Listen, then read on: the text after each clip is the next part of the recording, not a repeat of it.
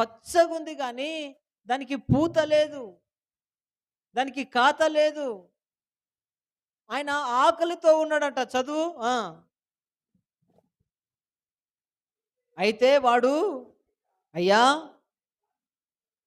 యేసు ప్రభు చెప్పాడు, ఇదిగో ఇది 3 ఏండ్ల నుంచి ఉపయోగంలో లేదు, ఇది అసలు పండ్లు ఇవ్వట్లేదు, దీన్ని ఏం చెయ్యి అంటే, దీని వలన భూమి వ్యర్థమైపోతుంది, దీని వలన భూమి నష్టపోతుందని దీన్ని ఏం చేయమన్నాడంటే, నరికివేయి, దీన్ని తీసేయి.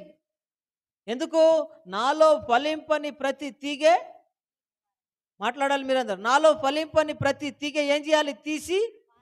ఇది 3 ఏండ్ల నుంచి ఏమి ఇస్తలేదు, గొడ్డు చెట్టు ఇది.